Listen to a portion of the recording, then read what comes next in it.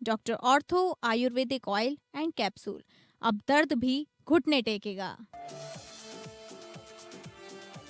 वित्त मंत्री निर्मला सीतारमण ने पेश किया आर्थिक विकास का रोड मैप। ईएमएसपीएलआई को बढ़ाकर 40,000 करोड़ रुपए करने का प्रस्ताव। तमिलनाडु, केरल और आंध्र प्रदेश में बनाए जाएंगे रेयर अर्थ मिनरल के लिए कॉरिडोर। सेमीकंडक्टर के लिए 40,000 करोड़ रुपए सपोर्ट का किया ऐलान। चीन पर निर्भरता होगी कम। वित्त मंत्री निर्मला सीतारमण ने केंद्रीय बजट में दिल्ली, वाराणसी समेत प्रमुख शहरी और आर्थिक केंद्रों के 7 हाई स्पीड रेल कॉरिडोर बनाने का किया ऐलान। पर्यावरण के अनुकूल यात्री परिवहन को बढ़ावा देने की भी कही बात। बजट 2026 में वित्त मंत्री निर्मला सीतारमण ने स्वास्थ्य क्षेत्र को बढ़ावा देते हुए एम्स की तर्ज पर 3 नए आयुर्वेदिक संस्थान स्थापित करने की घोषणा की। बायोफार्मा हब बनाने के लिए 10,000 करोड़ रुपए की दी सौगात। 31 जुलाई तक रिटर्न दाखिल करने की डेडलाइन। अब कम फीस के साथ संशोधित आईटीआर दाखिल किया जा सकेगा। अचल विदेशी संपत्ति न घोषित करने पर अब नहीं लगेगा जुर्माना।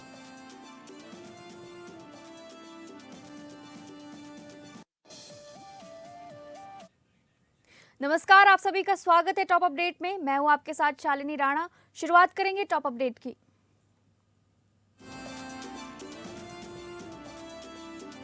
वित्त मंत्री निर्मला सीतारमण ने लगातार 9वां केंद्रीय बजट पेश करते हुए इसे युवा शक्ति से प्रेरित और 3 प्रमुख कर्तव्यों पर आधारित बजट बताया।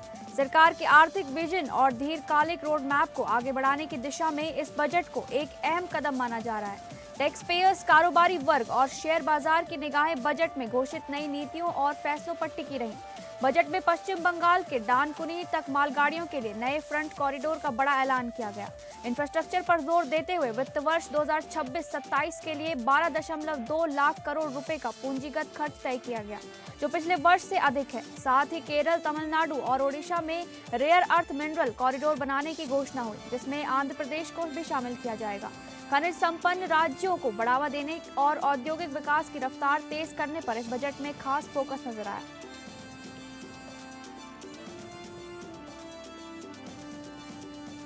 केंद्रीय वित्त मंत्री निर्मला सीतारमण ने मेडिकल वैल्यू टूरिज्म को बढ़ावा देने की बड़ी घोषणा की है। उन्होंने कहा कि भारत को वैश्विक चिकित्सा पर्यटन सेवाओं के प्रमुख केंद्र के रूप में विकसित किया जाएगा। इसके लिए केंद्र सरकार राज्यों के सहयोग से नई योजना शुरू करने का प्रस्ताव रखती है। योजना के तहत निजी क्षेत्र की साझेदारी में 5 क्षेत्रीय चिकित्सा केंद्र स्थापित किए जाएंगे। इन केंद्रों का उद्देश्य विश्व स्तरीय इलाज, आधुनिक सुविधाएं और किफायती स्वास्थ्य सेवाएं उपलब्ध कराना होगा। सरकार की उम्मीद है कि इससे स्वास्थ्य क्षेत्र में निवेश बढ़ेगा और रोजगार के नए अवसर पैदा होंगे।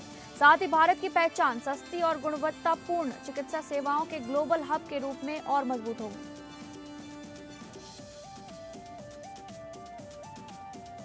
आगे केंद्रीय वित्त मंत्री निर्मला सीतारमण ने उभरती प्रौद्योगिकियों को लेकर सरकार का विजन स्पष्ट किया है। उन्होंने कहा कि 21वीं सदी पूरी तरह तकनीकी संचालित है और इसका लाभ समाज के हर वर्ग तक पहुंचना जरूरी है। एआई सहित नई तकनीकों को अपनाना देश के समग्र विकास की कुंजी बताया गया।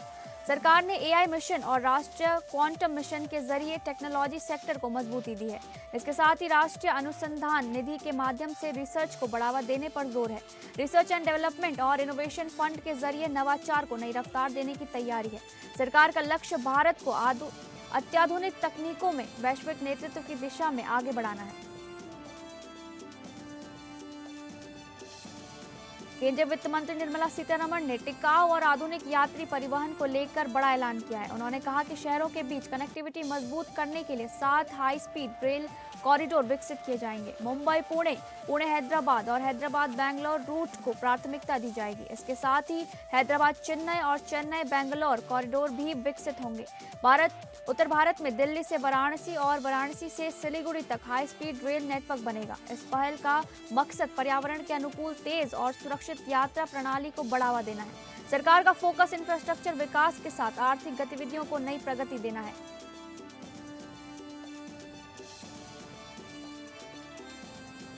आगे केंद्र वित्त मंत्री निर्मला सीतारमण ने बैंकिंग सेक्टर को लेकर भी बड़ा ऐलान किया है। उन्होंने कहा कि वित्तीय स्थिरता, समावेशन और उपभोक्ता संरक्षण को प्राथमिकता देते हुए इस क्षेत्र की व्यापक समीक्षा की जाएगी। वित्त मंत्री ने बताया कि इसके लिए विकसित भारत के लिए बैंकिंग पर एक उच्च स्तरीय समिति गठित करने का प्रस्ताव है।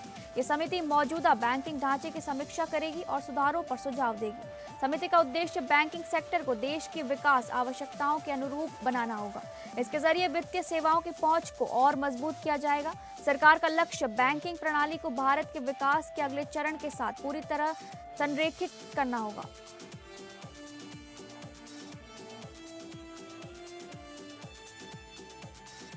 और केंद्रीय वित्त मंत्री निर्मला सीतारमण ने पशुपालन क्षेत्र को लेकर भी बड़ा ऐलान किया है। उन्होंने कहा कि पशुधन कृषि आय का लाभ 16% योगदान देता है, जिससे गरीब और सीमांत परिवारों को सीधा लाभ मिलता है।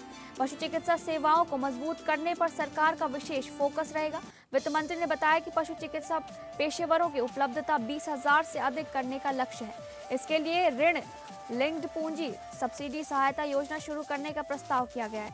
इस योजना के तहत पशु चिकित्सा और पैरा पशु चिकित्सा कॉलेज स्थापित किए जाएंगे। साथ ही पशु अस्पतालों, नैदानिक प्रयोगशालाओं, प्रजनन सुविधाओं और निजी क्षेत्र की भागीदारी को बढ़ावा दिया जाएगा।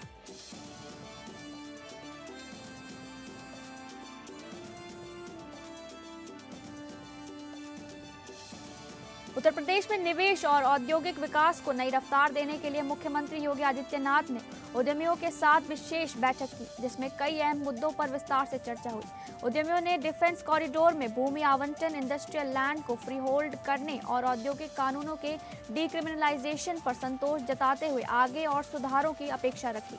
एमएसएमई, आईटी सेक्टर और निर्यात बढ़ाने के लिए उद्योग संगठनों ने व्यावहारिक सुझाव दिए। साथ ही रियल एस्टेट और स्किल डेवलपमेंट को प्राथमिकता में रखने की बात कही। बैठक में उद्योग बंधु की तर्ज पर आवास बंधु बैठक की जरूरत भी उठाई गई, ताकि औद्योगिक आवासीय समस्याओं का समाधान हो सके। मुख्यमंत्री योगी आदित्यनाथ ने कहा कि उत्तर प्रदेश में निवेश राष्ट्रहित का निवेश है और औद्योगिक जगत प्रदेश की खुशहाली का सबसे साझेदार है। उन्होंने उद्योग समूहों से CSR के माध्यम से प्रदेश के विकास में सहभागी बनने का आह्वान किया और MSME नवाचार, पैकेजिंग व एक्सपोर्ट प्रमोशन पर सीधा संवाद किया। सीएम ने उद्योग बंधु को और प्रभावी बनाने व हर समस्या का समयबद्ध समाधान सुनिश्चित करने के निर्देश दिए, जिससे यूपी निवेश, इंफ्रास्ट्रक्चर और निर्यात में नई उड़ान भर सके।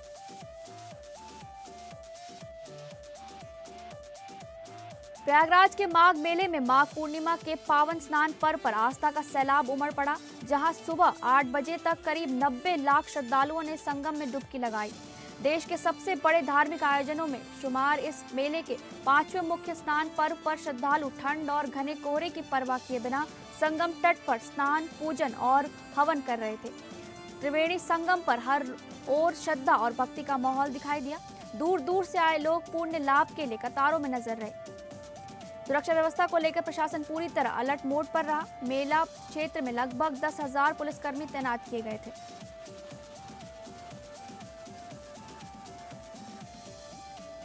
बॉलीवुड के जाने माने फिल्म निर्देशक रोहित शेट्टी के घर के बाहर बीती रात करीब 1:15 पर अज्ञात हमलावरों ने 5 राउंड फायरिंग कर सनसनी फैला दी है। रात की बात यह रही कि इस घटना में किसी के घायल होने या जान माल के नुकसान की कोई खबर नहीं है। फायरिंग की सूचना मिलते ही पुलिस मौके पर पहुंची और फॉरेंसिक टीम ने जांच शुरू कर दी। सामने आए वीडियो में शेट्टी टावर के बाहर भारी पुलिस बल तैनात नजर आ रहा है, जिससे इलाके में दहशत का माहौल था। आरोपियों की गिरफ्तारी के लिए 12 पुलिस टीमें गठित की गई हैं और सीसीटीवी फुटेज खंगाले जा रहे हैं। पुलिस को शुरुआती तौर पर बिश्नोई गैंग पर शक है, हालांकि अभी तक कोई ठोस सुराग नहीं मिला है। पुलिस ने रात में ही रोहित शेट्टी और उनके परिवार से बातचीत की और पूरे मामले की गहन जांच जारी है। आगरा के बहुचर्चित राज चौहान हत्याकांड के बाद पुलिस पूरी तरह एक्शन मोड में दिखाई दे रही है। कानून व्यवस्था बनाए रखने और अपराध पर लगाम कसने के लिए ट्रांस यमुना क्षेत्र में भारी पुलिस बल के साथ फ्लैग मार्च किया गया। इस दौरान DCP city Ali Abbas, DCP पश्चिमी और कई एसपी सड़कों पर उतरे और आम लोगों से संवाद किया। पुलिस ने साफ चेतावनी दी कि अपराधियों को पनाह देने वालों के खिलाफ भी सख्त कार्रवाई होगी। अधिकारियों ने जनता से अपील की कि किसी भी तरह की रंगदारी या आपराधिक गतिविधि की सूचना सीधे पुलिस को दें। शिकायतकर्ता की पहचान पूरी तरह गोपनीय रखी जाएगी अब तक इस हत्याकांड में 8 आरोपी गिरफ्तार किए जा चुके हैं, जिनमें एक आरोपी मुठभेड़ में मारा गया जबकि 4 घायल हुए हैं। पुलिस ने 32 संदिग्धों को चिन्हित कर निगरानी तेज कर दी है और साफ कर दिया है कि आगरा में गुटबाजी और अपराध किसी भी सूरत में बर्दाश्त नहीं किया जाएगा। लोकसभा में केंद्रीय वित्त मंत्री निर्मला सीतारमण द्वारा प्रस्तुत केंद्रीय बजट को प्रदेश भाजपा मुख्यालय में प्रदेश पदाधिकारियों और कार्यकर्ताओं ने सामूहिक रूप से सुना। उत्तराखंड में इस अवसर पर उत्तराखंड के पूर्व वित्त मंत्री डॉक्टर प्रेमचंद अग्रवाल ने बजट की सराहना करते हुए इसे विकसित भारत की दिशा में एक अहम कदम बताया है। उन्होंने रविदास जयंती की शुभकामनाएं देते हुए कहा कि प्रधानमंत्री नरेंद्र मोदी के मार्गदर्शन में केंद्रीय वित्त मंत्री निर्मला सीतारमण द्वारा प्रस्तुत ये 9वां बजट देश के हर वर्ग को ध्यान में रखकर बनाया गया है। डॉक्टर प्रेमचंद अग्रवाल ने कहा कि बजट में मैन्युफैक्चरिंग, फार्मा, किसान, युवा, महिलाएं और आम आदमी सभी के लिए प्रावधान किए गए हैं।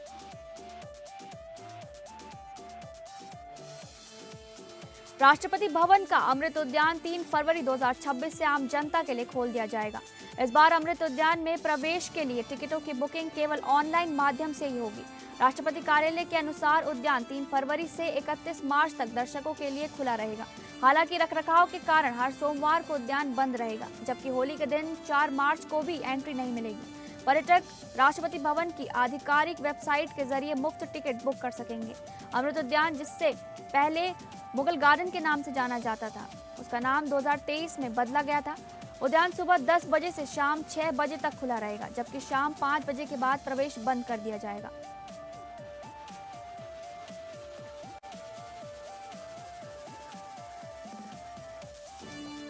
पीलीभीत के राष्ट्रीय सड़क सुरक्षा माह कार्यक्रम के अंतर्गत समापन कार्यक्रम वीरांगना अवंतीबाई बालिका इंटर कॉलेज पीलीभीत में किया गया।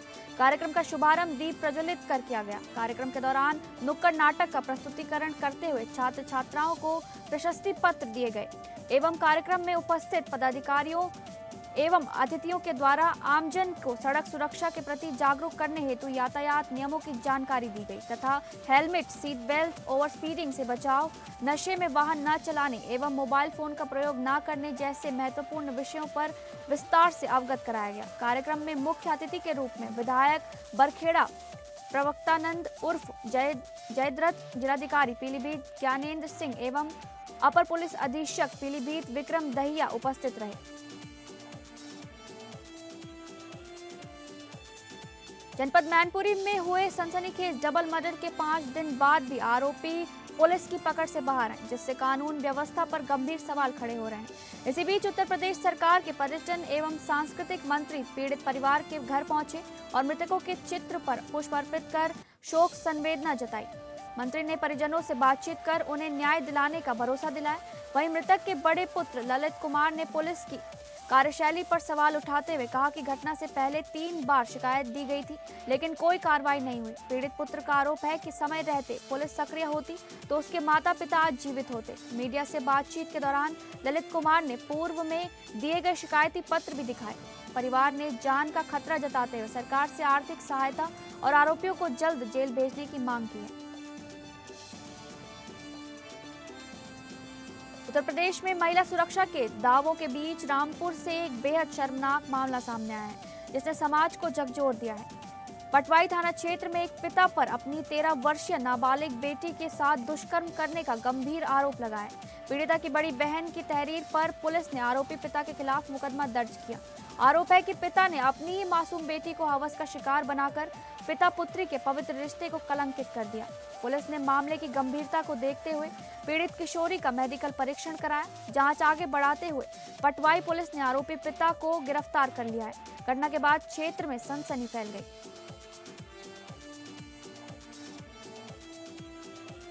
कानपुर के फजलगंज थाना क्षेत्र में देर रात उस वक्त अफरा तफरी मच गई जब तेज रफ्तार और नशे में धुत एक ट्रक चालक ने सड़क पर कहर बरपा दिया। फजलगंज चौराहे पर ट्रक ने पहले एक कार को जोरदार टक्कर मारी, जिससे कार के परखच्चे उड़ गए। हादसे के समय कार में 3 युवक सवार थे, जिनमें एक युवक गंभीर रूप से घायल हो गया। नियंत्रण खोने के बाद ट्रक चालक डिवाइडर तोड़ते हुए आगे बढ़ा और कई खड़े व बुजुर्ग गुजरते वाहनों को भी क्षतिग्रस्त कर दिया।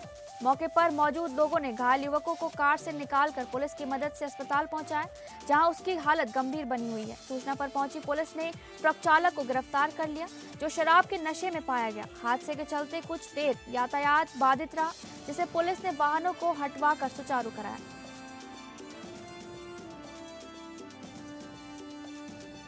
शहर कोतवाली क्षेत्र के रामबाग चौराहे पर अंडे के पैसे मांगने पर दबंगों द्वारा दुकानदार की पिटाई का मामला सामने आया है। पीड़ित दुकानदार ने ग्राहक से अंडे के मात्र 30 रुपए मांगे थे। इसी बात पर विवाद हो गया। आरोप है कि युवक ने अपने साथियों के साथ मिलकर दुकानदार को जमकर पीटा। मारपीट की यह पूरी घटना किसी ने मोबाइल में कैद कर ली, जिसका वीडियो अब सोशल मीडिया पर तेजी से वायरल हो रहा है। पीड़ित ने मामले की शिकायत पुलिस से करते हुए आरोपियों के खिलाफ सख्त कार्रवाई की मांग की है। शहर कोतवाली पुलिस ने तहरीर के आधार पर मामला दर्ज कर जांच शुरू कर दी है। वहीं एसपी ने पीड़ित को न्याय का भरोसा दिलाते हुए निष्पक्ष कार्रवाई का आश्वासन दिया है। श्री गुरु हरराय साहिब जी के प्रकाश पर्व के अवसर पर श्री हरमंदिर साहिब में भव्य दीपमाला और आतिशबाजी का आयोजन किया गया। इस पावन मौके पर देश विदेश से बड़ी संख्या में श्रद्धालु श्री दरबार साहिब पहुंचे। श्रद्धालुओं ने पवित्र सरोवर के किनारे घी के दिए और रंग बिरंगी मोमबत्तियां जलाकर प्रकाश पर्व की खुशियां मनाई। पूरा परिसर रोशनी से जगमगा उठा था और आध्यात्मिक वातावरण बन गया था। रहरस साहिब के पाठ के बाद श्रद्धालुओं के लिए विशेष कार्यक्रम आयोजित किए गए। इसके बाद आसमान में प्रदूषण रहित आतिशबाजी का मनमोहक नजारा देखने को मिला। इस अलौकिक दृश्य को देखने के लिए श्रद्धालुओं की भारी भीड़ उमड़ पड़ी। देश भर में जगह जगह यूजीसी के नए कानून का विरोध देखने को मिल रहा है। सुप्रीम कोर्ट ने इस कानून पर रोक लगा दी, उसके बावजूद स्वर्ण समाज में आक्रोश रुकने का नाम नहीं ले रहा है। उत्तराखंड के जनपद उधम सिंह नगर के जसपुर में शनिवार को स्वर्ण समाज उत्थान समिति के बैनर तले सैकड़ों की तादाद में स्वर्ण समाज के लोग और महिलाएं हाथों में काली पट्टी बांधकर सड़कों पर उतरे और विरोध प्रदर्शन किया। लोग जसपुर मंडी पहुंचे और रैली के रूप में मुख्य बाजार से होते हुए सुभाष चौक पहुंचे। इस दौरान यूजीसी कानून को वापस लेने को लेकर जमकर नारेबाजी की। लोगों की मांग है कि सरकार इस कानून को वापस ले। विरोध प्रदर्शन के बाद स्वर्ण समाज द्वारा क्षेत्रीय विधायक और उप जिलाधिकारी जसपुर को महामहिम राष्ट्रपति के नाम ज्ञापन दिया गया।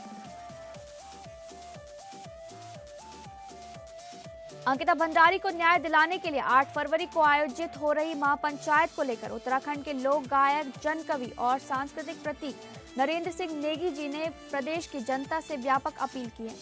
उन्होंने कहा, अंकिता को न्याय दिलाने की लड़ाई पूरे उत्तराखंड की आत्मा, अस्मिता और पहाड़ की बेटियों के सम्मान की लड़ाई है।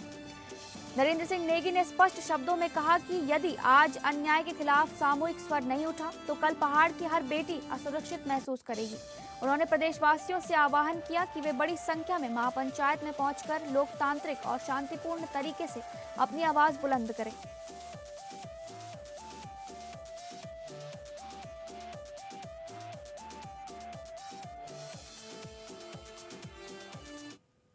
फिलहाल टॉप अपडेट में बस इतना ही। नमस्कार।